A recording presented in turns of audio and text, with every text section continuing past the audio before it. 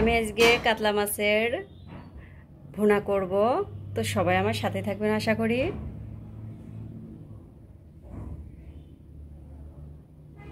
আসসালামু আলাইকুম, আপনারা সবাই কেমন আছেন? আশা করি ভালো আছেন। আমিও আলহামদুলিল্লাহ ভালো আছি। তো আমি এই যে কাতলা মাছ ভুনা করব, তো সবাই আমার সাথে থাকবেন আশা করি। আমি এখানে কাতলা মাছের পিস নিয়েছি, 7 পিস নিয়েছি। আমি এখন এটা হালকা ভেজে নিব। আমি এখানে স্বাদ মতো লবণ দিয়ে দিচ্ছি, 1 চামচ দিলাম। এখানে পরিমাণ মতো হলুদ গুঁড়া দিয়ে দিচ্ছি, শুকনা মরিচ গুঁড়া দিয়ে দিচ্ছি 1 চামচ। এখানে আমি সরিষার তেল অ্যাড করে দিচ্ছি। আমি এইগুলা ভালোভাবে উপকরণগুলো মেখে নিব। মেখে নিয়ে কিছুক্ষণের জন্য রেখে দেবো রেস্টে। তারপরে আমি হালকা ভেজে ভুনাটা করব, কাতলা মাছের ভুনা। তো আমার সাথেই থাকবেন। তো আমি মাছটা রেস্টে রেখে দিছি। আমি এখন ব্লেন্ড করে নিব। এখানে পেঁয়াজের ব্রেস্টটা করে রাখছি, আমি এগুলা দিয়ে দেব পুরোটা। আমি একটা টমেটো কেটে রাখছি, এটা দিয়ে দিব। আমি এখানে অল্প একটু পানি দিয়ে ব্লেন্ড করে নিব। আমার পেঁয়াজের বেরেস্তা আর টমেটো ব্লেন্ড করা হয়ে গেছে। নন স্টিক কড়াই তুলে দিচ্ছি। আমি এখন পরিমাণ মতো তেল দিয়ে দিচ্ছি, মাছটা হালকা ভেজে নিব। তো তেলটা গরম হয়ে গেছে, আমি মাছগুলো দিয়ে দিচ্ছি।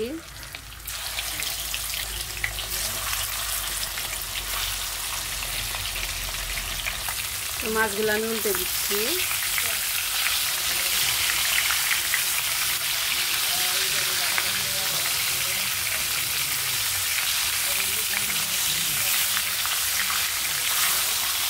তো পরের পাশে আমি এইভাবে হালকা করে ভেজে নিব।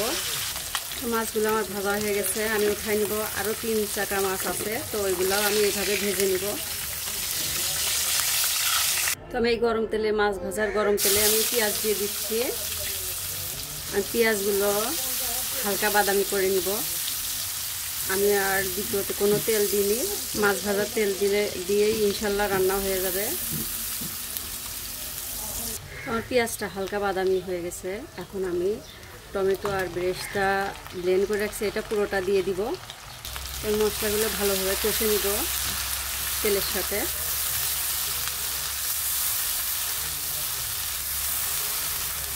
আস্তে জালে যত সুন্দরভাবে কষাবেন ইনশাল্লাহ, মানে মাছ ভুনা খেতে ততই টেস্টিফুল লাগবে। আমি এখানে আদা রসুন বাটা দিয়ে দিচ্ছি। ভুনা মাছে আদা রসুন বাটা একটু কম দিলে ভালো হয়, পেঁয়াজের ভাগটা বেশি দিলে ভালো হয় বেশি খেতে। স্বাদ মতো লবণ দিচ্ছি। আমি এখানে হলুদ গুঁড়া দিচ্ছি পরিমাণ মতো, শুকনা মরিচ গুঁড়া দিয়ে দিচ্ছি। আপনারা যে যেমন ঝাল খাবেন ইনশাল্লাহ তেমন দেবেন। আমি 2 চামচ দিচ্ছি। আমি এই উপকরণগুলো ভালোভাবে আস্তে জালে কষে নিব। আমি এখানে জিরার গুঁড়ো অ্যাড করে দিচ্ছি। মশলাগুলো ভালোভাবে আস্তে জালে কষে নিব। এখানে মটরশুঁটি নিচ্ছি, এটা আমি দিয়ে দিচ্ছি, অ্যাড করে দিচ্ছি। এখন ভালোভাবে কষে নিব এগুলা।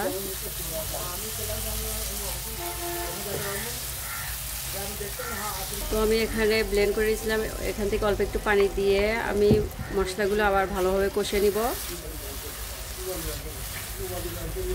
আমি এখানে গরম মশলা অ্যাড করে দিচ্ছি। আমার গরম মশলাটা আমার চ্যানেলে দেওয়া আছে, যদি পারেন দেখে নেবেন ইনশাল্লাহ।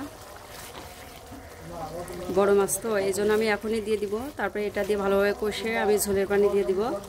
তো আমি মাছগুলো দিয়ে দিচ্ছি আস্তে করে। বড় মাছ এই জন্য এটা বলক ওঠার পরে ভালোভাবে কষে বলক ওঠার পরে আমি মাছগুলো দিয়ে দিচ্ছি। আমি এখানে কাঁচা পাকা মরিচ দিয়ে দিচ্ছি। আমি জালটা আস্তে দিয়ে ঢেকে দিচ্ছি। তো আমি মাছগুলো হালকা আলতো হাতে নেড়ে দিব, নিচে তলানিতে লেগে ধরবে, তাছাড়া এভাবে নেড়ে দিয়ে আমি আবার ঢেকে দিব। বড় মাছ এজন্য একটু আস্তে জালে, তাছাড়া আস্তে জালে রান্না করা লাগবে, তাছাড়া ভিতরে মশলা ঢুকবে না। তো আবার ঢেকে দিচ্ছি। তো এখানে নেড়ে দেওয়া যাবে না, আমি হালকা এইভাবে ঘোরাই দিব, তাছাড়া তলানিতে লেগে ধরবে। তো আমি এখানে একটু গরম পানি অ্যাড করে দিব, ভালোভাবে রান্না হয়ে যাবে। তাহলে এবার আমি ঝোলের পানিটা দিয়ে দিছি।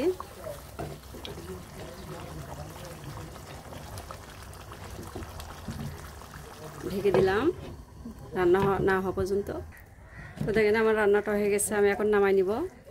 তো দেখেন আমার রান্নাটা হয়ে গেছে, আমি এখন নামাই নিচ্ছি। আমি এইভাবে মাছগুলো সব নামাই নিব।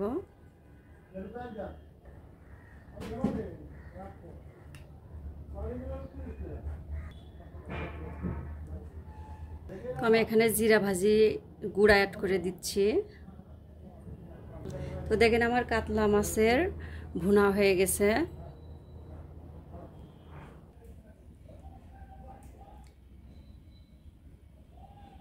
তো বাসায় সবাই এভাবে রান্না করে খাওয়াবেন ইনশাল্লাহ। তো সবাই ভালো থাকবেন, সুস্থ থাকবেন। আসসালামু আলাইকুম, আল্লাহ হাফেজ।